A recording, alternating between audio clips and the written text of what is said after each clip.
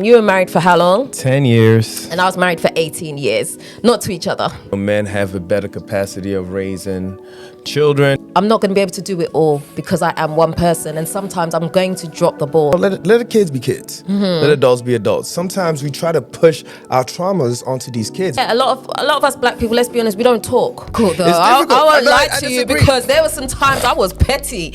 The best thing you can do for you and for themselves is to be completely vulnerable. No, we ain't got that. We ain't got that time. No. That is really what's going to hold your relationship down. So you're buying into the fact that your partner snores.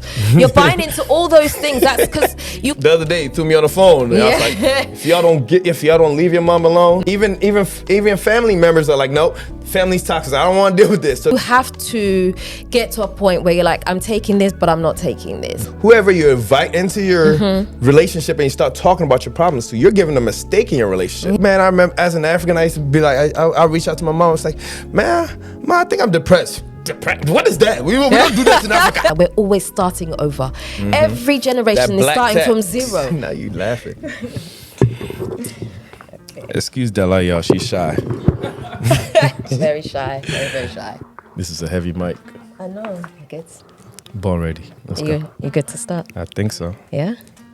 You It's here, a little right? bit different today. So today Yes. we're doing live podcast. Yes. Live from Coming Texas. to you live from Texas. It's Biggs Almighty and Mortadella. You know the vibes outside. Yes. So this is definitely a little bit different. We don't normally have an audience. You guys can't see the audience, but there is an audience around us right now. Okay, so we're just going to get into it. Yeah, hey, Okay. take the lead, take the reins. All right.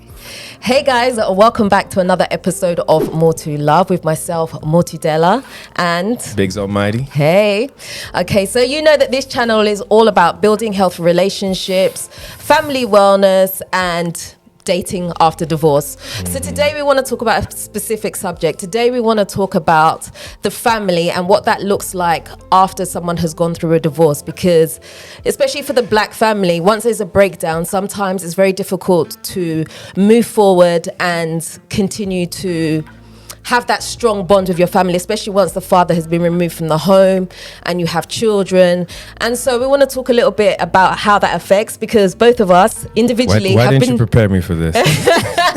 both of us individually have been married before for a long time. You were married for how long? 10 years. And I was married for 18 years. Not to each other. No. So Because we'll be talking about something else right now. and we've both found that the journey has been very difficult for both of us. You not having your children with you right now, Yep. and I have my children with me, and it's very difficult. It's very difficult from both sides. Both sides, man's perspective, woman's perspective. Yeah. It is. And, not to completely forget to different cultures, different sides of the world, everything. Most people, most men on this side of the world believe that, the law is in the favor of the woman most times. And, when you go through divorce and all of this stuff, it's the woman who gets the kids and so on and so forth. But as we see nowadays on social media, statistically, it says that, men have a better capacity of raising children than women and so on and so forth. Really? They say that? Yeah, they say that. Do I know that for a fact? Hey, I don't know for a fact. I could only speak from my experience. Okay, so what was your experience like when you had your children? Because you had your children for about a year, right? Yes. You had custody of them. Yes, my situation, it was very difficult because it was more like it was a wave. It was a wave of having a partner around to help, and then because again, I'm dating after marriage, and I'm trying to find a significant other who's also going to be my life partner, but also come into my space and understand my dynamic. That okay, hey, he has kids. Oh, no, his kids come first. All of these things. So having that was not easy. And then transitioning from okay, we're no longer together now. I'm doing a single parenting thing. Yeah. Bills got to get paid. It's. Even though I'm trying to expect the same level of support from the mother, it's not coming in like I held my down. I held my part down when the roles were reversed. So now I'm like, okay, how do I do this? So it was not easy, but in that year I learned a lot. I learned a lot, and I know that it's not easy. I'm not even gonna lie, to a certain extent. I'm like, listen, I pay the child support any day, all day, all day, every day. If that's what you want, I mean, I'm all down for the co-parenting. But if it's going out there working and sending you the bread, okay, you know, I know it's not easy. I would love to do this together because, hey, the babies didn't just come out here by themselves. Like, you know what I'm saying? It was a decision that was made, as two grown adults made, that, hey, we're going to bring kids into this world. Yeah. Whether we don't work out should not necessarily affect their well-being. Okay. So, yeah. But do you feel like your family dynamic lost something once you got divorced?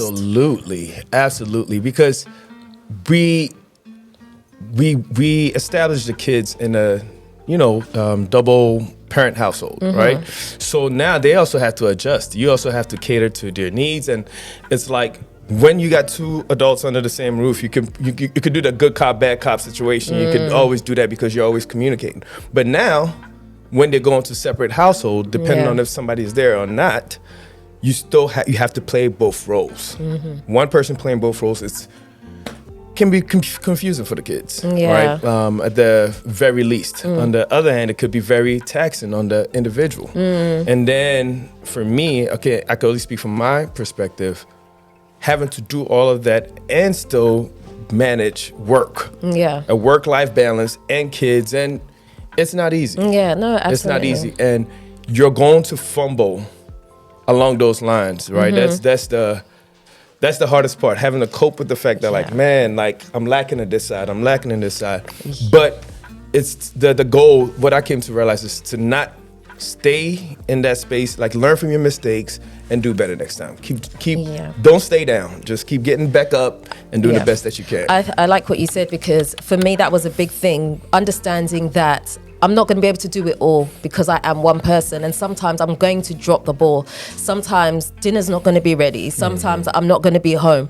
And these are things that you have to give yourself grace about, because sometimes we want to continue the household in the same way it was when there was two of you, but you can't because there's only one of you now, and you have to understand that and give yourself grace, because it's easy to knock yourself and say, I'm not doing enough, and compare yourself to other households, but it just can't be like that. It doesn't work like that, you know? Yep. But I mean, what would you say is a solution to this? Because families are so important. They are the foundation of everything. And I was brought up in a two-parent household. Although my dad wasn't always around, he was around. You know, my parents were still together, but he lived in Ghana. My mum lived in the UK. But I always felt like he was around if I needed him.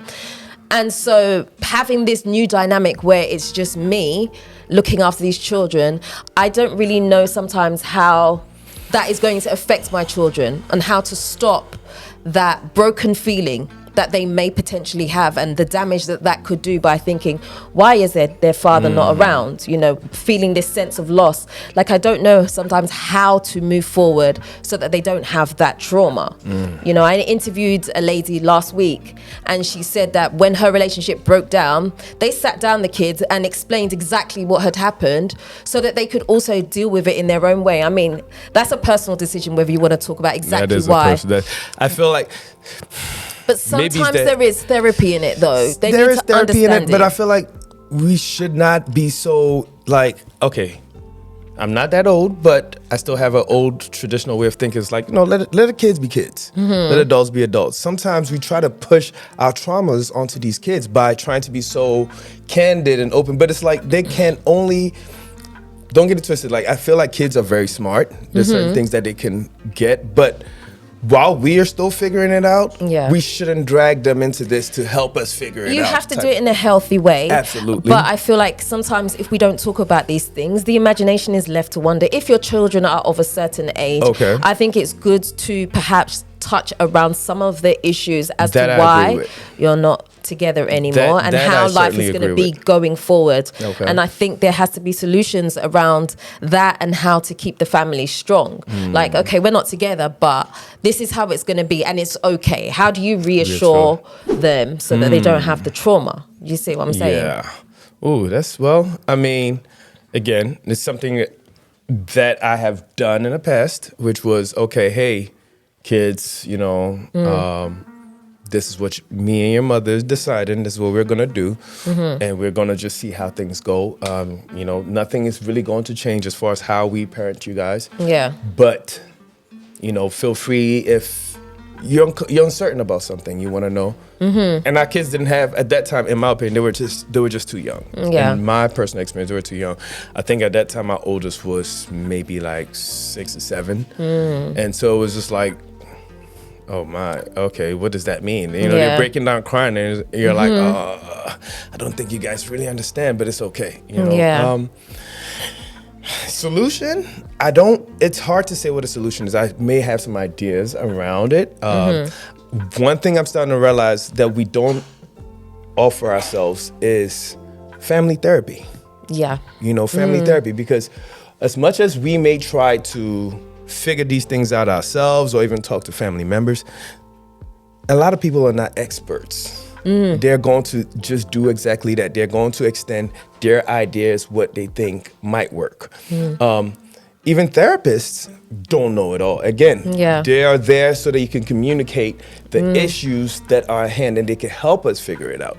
But it's better to dump that trauma on somebody that you're paying versus dump it on somebody who's not really invested. And sometimes family can be biased. Let's be realistic. You know what I'm saying? They don't give the best advice.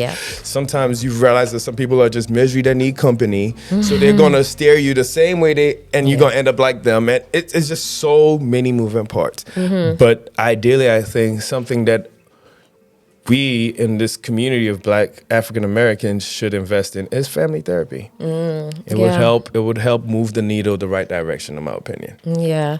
No, I definitely agree with that. I think that's something that I personally need to do with my children, just to help them get over some things. And I think more people should, because the foundation of everything that we do comes from the family. It stems from family wellness and how we are raised. So I think that's something we need to explore a lot more, because I find that a lot of us Black people, let's be honest, we don't talk. We just shut things off, we brush it under the carpet, and we pretend as if it's not happening, and that's actually doing us more harm than good. We think it's normal. It's not. What we realize is not normal. And then sometimes even again, I believe, even if we're not in a space to afford those services, two adults should start acting like adults. You know what I'm saying? Again, it goes back to... It's difficult, though. I won't lie to you, because there were some times I was petty. At the beginning, I was like, and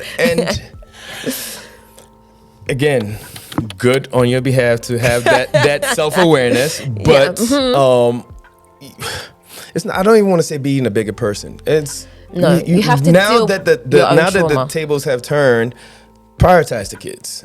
Prioritize the kids, and even if emotions get high, like take a break.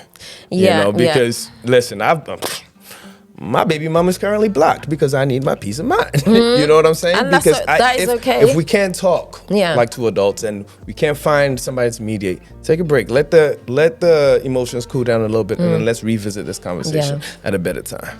I think really it's the place to start is with yourself. Right? It's not on your partner to go and fix what they've done if they've done something. It's about you and understanding what part you played, first of all, because self-awareness. It's two people that cause the marriage to break down, not just one. And so you have to reflect on that. If you need to forgive yourself, you need to forgive yourself, and you need to work on yourself internally.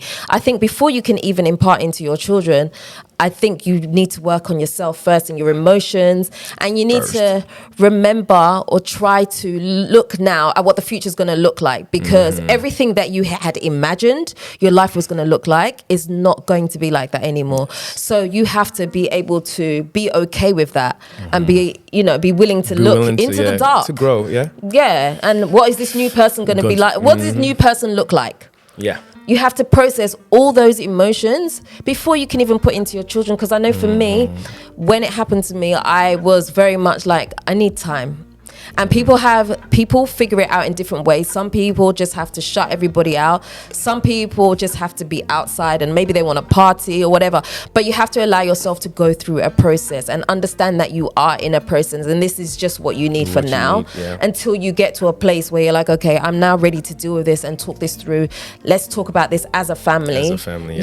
And because, once you open up about these things, right? Everybody wants to have an opinion. Everybody's going to have their opinion. And you have to understand what you're going to listen to and what I can't deal with that right now. know? And Where you want your energy to go, right? yeah, and Where you your have to- focus you goes have to be is very what? selfish. Yeah, you have to be very selfish in that yes, moment. Like, I'm not absolutely. listening to this. Because at the end of the day, whatever decisions you make, whatever advice you take, Mm-hmm. it's going to be you and only you who has to deal with the repercussions Yeah. of that. If you make the decision that this is what I'm gonna do, the same person who gave you advice might be like, okay, well, shit, I don't know, it didn't work for me that way. Yeah. You know what I'm saying? So you have to take a lot of things that people say with grain of salt, Yeah.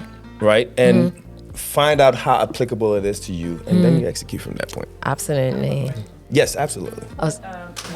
How do each of you deal differently now, like with relationship engagement? Because this is the part I think we have to get real good at as a community and as a people, and period in the world. What do you do differently? I'm asking it personally. What do each of you do differently to engage in relationships based on what you know from the prior? Okay, so going into a new relationship. Yeah, going into a new relationship. What is would you dating? do differently to make sure that you have a better experience and that the other person has a better experience? Yeah, I think for me, it's very much about understanding who I am now, because I'm not the same person that was married. I have changed so much. And so once I'm able to recognize who I am, I then know what I'm looking for. Because I think before, the way I did it was, oh, I like that person, they're nice. And there was no further thought about, okay, how can we grow together? What can we do to build together? How do we do life together? And so now I look for those things. Those things are more important to me than, oh, that person's nice momentary looking. fun, yeah. Or, oh, he makes my heart feel like this. You know, none of that really matters in the end. It's about the focus going forward and how you can build together and how two families can come together, because that's another important thing, right? Yep. Because now you have this blended Whether you family. like it or not, whether you like it or not, you are in a blended family. Yeah. Anything moving forward is going to be a blended family situation. Exactly. And so I think there are things that you need to think about deeper than the surface level of what somebody looks like. I don't know about for you. So for me, of course, first and foremost is always self-awareness, right? But once I believe that you have gotten to that stage of self-awareness and you're ready to start dealing with other people, vulnerability. As much as we don't like to communicate, what is it? What is the saying? Uncommunicated expectations, something like that. Y'all know what I'm talking about. Yeah, that one, right? So if and when you feel like this is somebody that you've met, that you want to do life with, the best thing you can do for you and for themselves is to be completely vulnerable. Yeah. Your good, So your you don't bad, waste your your time. uglies, your boundaries, like these things. And again, remember the foundation is self-awareness. Once you know all these things about yourself, you know your non-negotiables, all of that stuff, and be like, listen, I like you a lot, but this is who I am. Yes. This is where I'm at in life. This is where I'm trying to go. Do we align? Let's be realistic with each other. And if we don't, then let's not, I don't want to say let's not waste each other's times, but the reality is like, hey, like, bro, we don't need to force anything. Exactly. This life is only one, and we like everybody is going through it. You know, we are all going through it. Nobody's exception. So hey, I'm looking for the person that I can go through it with. Yeah. And if that is you, great. If that's not you, hey, let's find another avenue. We don't have to be intimate. We don't have to be together. We can still find a way to be friends or something. Something that's going to be beneficial for both of us. And if it's not, you can walk away from this. But I think the biggest thing is vulnerability. And not trying to force something or not having this mindset that we can make somebody something that they're not. Yeah. Potential. No. We ain't got that. We ain't got that time no more. Potential. No. We ain't got that. We ain't got that time no more. It's like we have, especially when you're in a blended family situation, you have other priorities now. You know what I'm saying? You can't, it's as much as we should be selfish and putting ourselves first, it's like you're constantly having to compete with yourself and then your offsprings, the people you've brought into this world. And you want to be the best version of yourself so that could trickle over to your offsprings. But at the same token, there's going to be some times you're going to have to put yourself on the back burner and focus on the kids and so on and so forth. So it's just having that balance and then being vulnerable. I really like what you said about the vulnerability part, because that is really what's going to hold your relationship down. Letting someone see all aspects of you. And I think that's something that a lot of people miss when they go into dating. They want to put their best foot forward, which is great. but that doesn't give the person a whole picture of who you are. Yep. What are you like when someone has upset you? Those things are part of what you're buying into as well. So you're not just buying into someone's good side, you're buying it into all the things that we'd rather not look at. You're buying into that too. You're buying into the fact that your partner snores. You're buying into all those things. That's because you. I don't know. I don't know. No, you know what I do? What's that? Where's the nagging doctor where she was talking? Listen, I went to yoga one time and I was like, bro, I'm so stressed, whatever. Before I realized, not only did I pass out during the yoga, I was farting. No. Yes, it was embarrassing. It was embarrassing. Listen, we're human beings. I did not even, I was like, I think it was like I was with my ex-wife and she's like, you're so embarrassed. I was like, what happened? I have no function of, but again, that was so long ago. I don't think do I fart now? But that was then, so I don't know. It's very possible. We're human beings, right? We're human beings. Yeah, you have to take those up. Yes, that's part of it. And you have to accept your partner for who they are and stop trying to change. If you don't like that, then I'm sorry. Yeah, there are some things you can negotiate, but some things you can't negotiate. Do you want it or you don't want it? Be honest with yourself. At least I detox so it don't stink. You know what I'm saying? I take my herbal teas, all that stuff. You know, it's just wind. It's just breaking wind. That's all it is. No, I get it. But yes. Does anybody else have any questions that they'd like to ask? Anything they'd like to say? Anybody who's been in a long-term relationship and is working and you think you have the secrets, the hacks, like share with us. Because we're only talking about our experiences. I don't believe it's a one-size-fit-all. I think everybody has different experiences. Some things might align, some things might not. Yes, please. What were your biggest struggles combining both families? For me, because we're not completely there yet. For me, so this would be ideally kind of like my second go around with a blended family. The first time when I met my ex-wife, she had a son. It was significantly different then because I didn't have any kids then. I took on the responsibility, the roles as a father. The dynamics was different.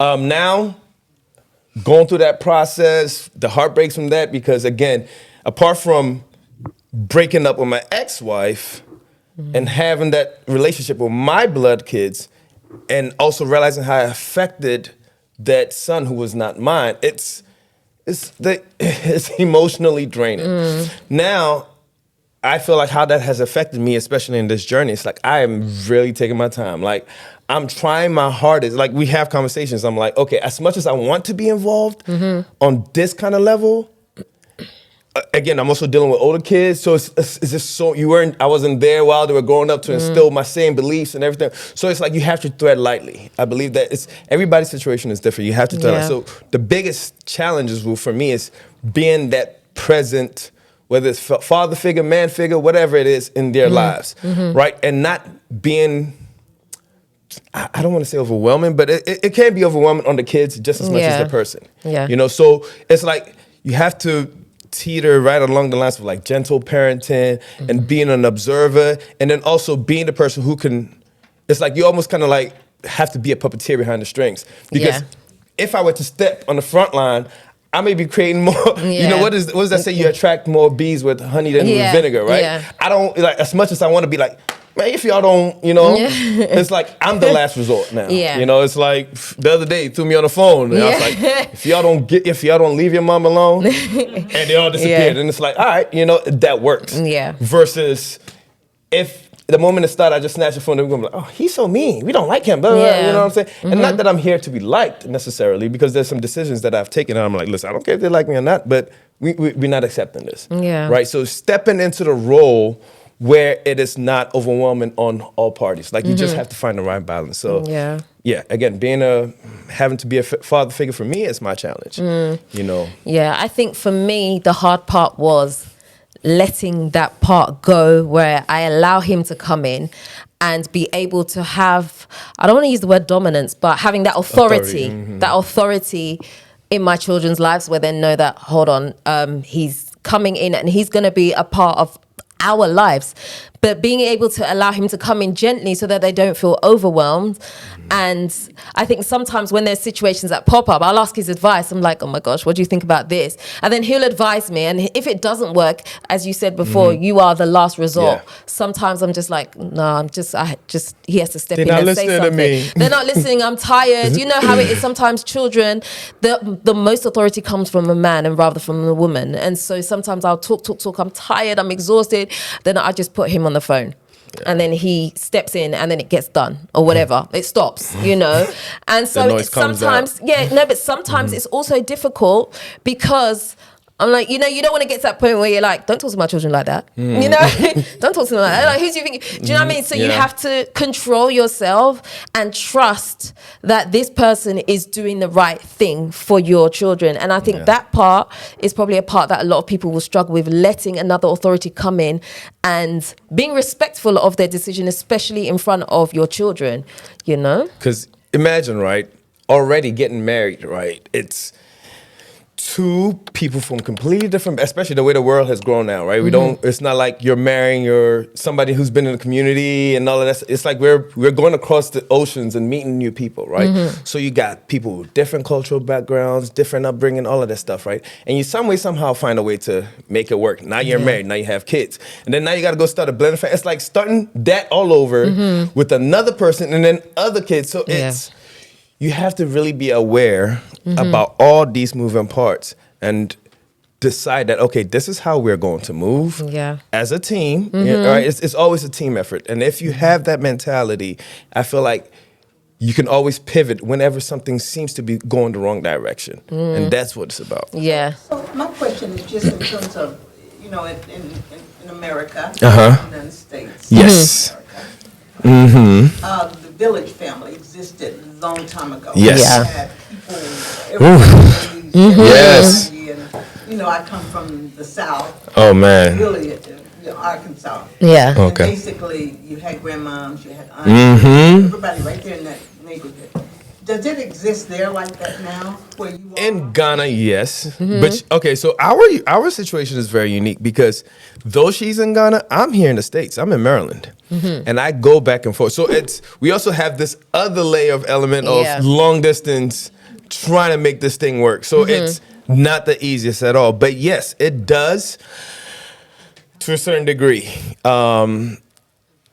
Where we are, if I could speak on her behalf, there's some level of like family involvement. But again, we live in an age now where so many people are focused on themselves because it's a good level of selfishness, but at the same token, it's like it takes away from that sense of community, right? Because now everybody is learning to stick with quote unquote their kind. Even family members are like, nope, family's toxic. I don't want to deal with this. So they have better relationships even with their friends. To me, it's a double-edged sword. It's a good and a bad thing, right? Because we are creating a new dynamic that is uncharted territory. Yeah. So we don't really know what the outcome. All we can trust is what has worked in the past, which was community. So part of what we're doing right now is fixing that and trying to bring that back about, right? The sense of community, this sense of like, hey, vulnerability, like, hey, family, I ain't got it all together. Help me help you. Yeah. You know what I'm saying? So that's what we're striving for at this point in time. Yeah, I think that's a really great question, actually, because we have to also understand that as we grow and we become adults, we become our own individual people too. And especially being from an African background, the culture is that whatever your elders tell you is as it is. It's absolute. That's it. And sometimes that's not the right way to go. And so you have to get to a point where you're like, I'm taking this, but I'm not taking this. Some of us have to acknowledge that some people in our family are toxic.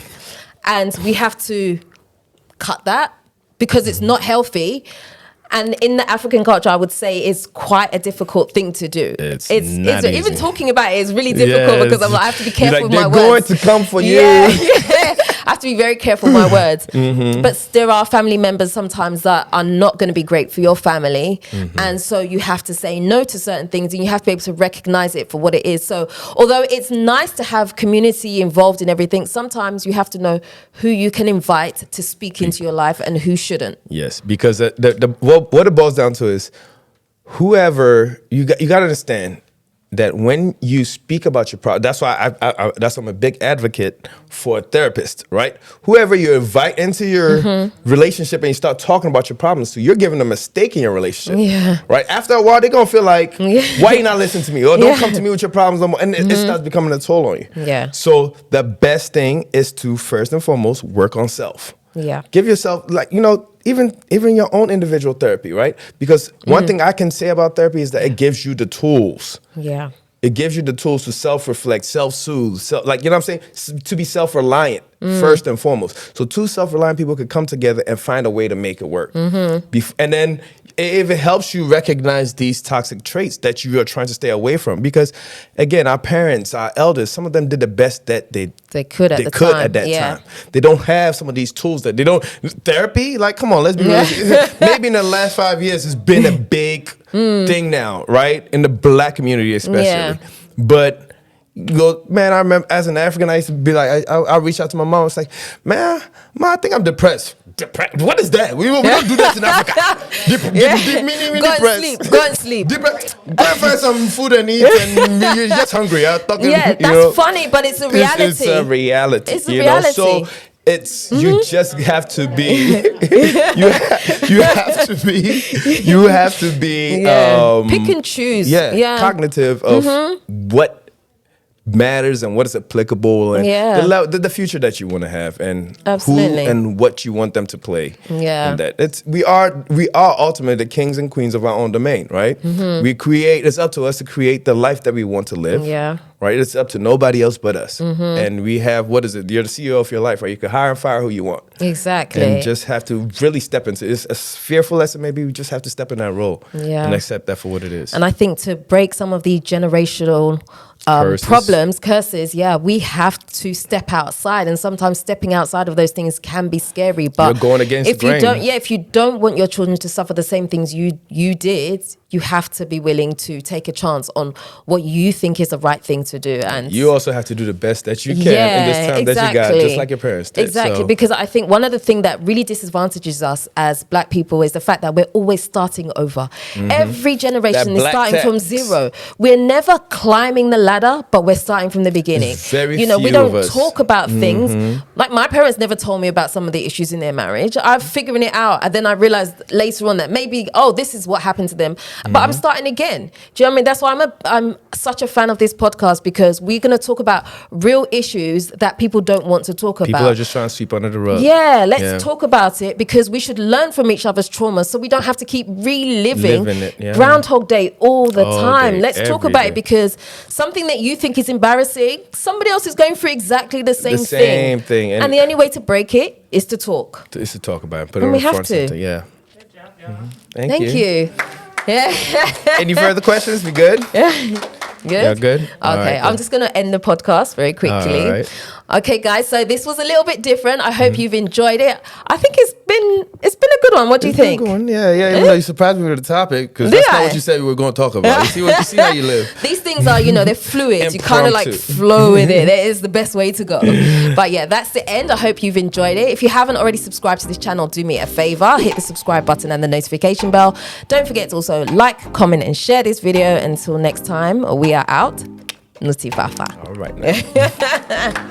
Thank you, guys. That is it. Thank you. So guys, that is Mortadella and the Joy Foundation. Those are two of my clients from Ghana. And